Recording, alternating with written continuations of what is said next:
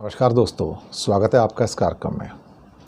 Delhi high court ने Wikipedia के खिलाफ बड़ी सख्त टिप्पणी कर दी। कोई केस जारी वहाँ पे उसमें डाला था एएनआई की ओर से,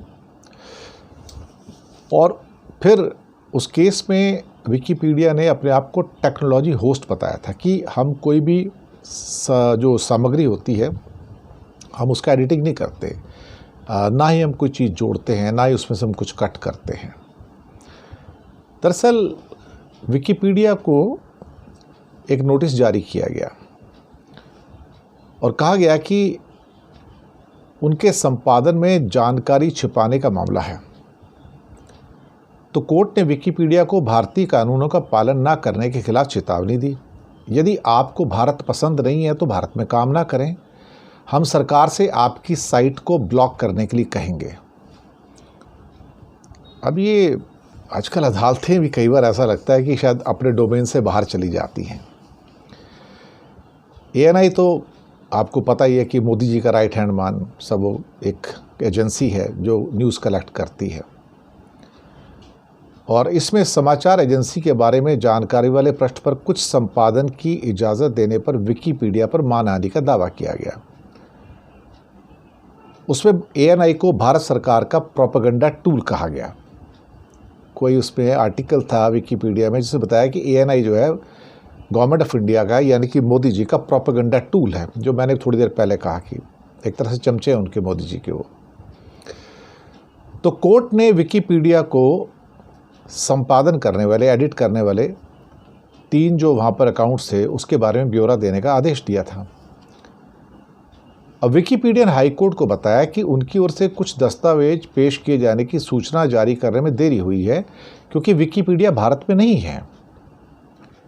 लेकिन जज साहब इससे प्रभावित नहीं हुए। उनका कहना यह है कि भाई आप भारत में हैं या नहीं हैं, लेकिन हम यहाँ आपके व्यापारिक लेन देन को बंद कर देंगे।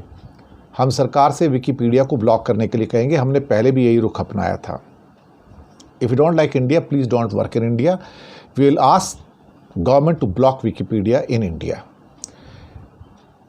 Delhi High Court issues the contempt of court notice to Wikipedia for not complying with the court's order directing it to disclose about the info about people who made edits on ANI. अब ये जो सारी चीज़ें हो रही हैं, अगली सुनवाई अक्टूबर में होगी, और अदालत ने विकिपीडिया के प्रतिनिधि से कहा कि वो यहाँ पर उपस्थित रहें। विकिपीडिया फाउंडेशन ने एएनआई द्वारा दायर मामले पर बयान जारी किया था, जिसने कहा था कि मैं तो सिर्फ एक टेक्नोलॉजी होस्ट हूँ, ना मैं कुछ जोड़ता हूँ ना ही मैं कुछ एडिट करता हूँ। और फाउंडेशन ये भी कहा था कि इसकी जो पूरे का पूरा सब्जेक्ट है वो वॉलंटियर्स एडिटर्स की ग्लोबल कम्युनिटी है, वो करते हैं और वही सब कुछ करते हैं, हम कुछ नहीं करते।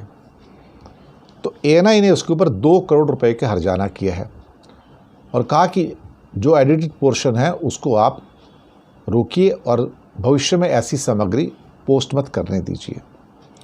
2001 में ये स्थापित किया गया था विकिमीडिया फाउंडेशन के द्वारा, जो इसका ऑफिस अमेरिका के सैन फ्रांसिस्को में है, और जिमी वेल्स और लैरी सेंगर ये दरअसल देखा जाए तो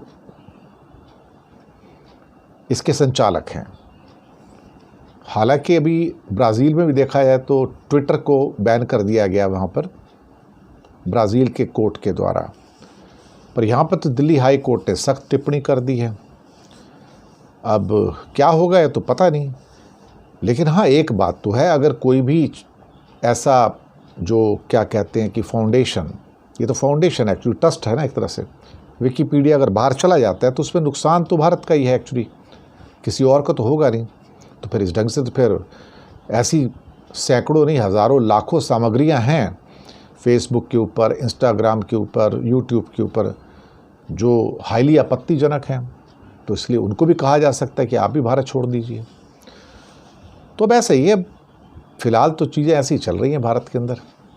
अब जो होगा देखा जाएगा, लेकिन ऐसे किसी को निकालना इतना संभव नहीं है। मुझे नहीं लगता कि भारत सरकार कोई ऐसा बड़ा कदम उठा सकती है कि वो विकिपीडिया को बाहर निकाले, क्योंकि फिर अमेरिका भी तो आपत्ति करेगा ना। अमेरिका भी तो फिर बड़ा बाप है, कोई छोटा बाप थोड़ी अल्टीमेटली। अगर हमारे पास कोई एक साधन है, कोई जिसके द्वारा हम टिप्पणी कर सकते हैं, तो अमेरिका के पास भी एक साधन है, वो भी एक्ट कर सकते हैं। तो इस दुनिया में कहीं ना कहीं ऐसा तो है ही कि बैलेंस तो बना के चलना ही पड़ता है। और हर कंट्री में हर ऑर्गेनाइजेशन का ऑफिस हो, रिप्रेजेंटेटिव हो, कोई ज़रूरी तो नहीं है, बिल्कुल भी नहीं है। शुक्रिया आपका।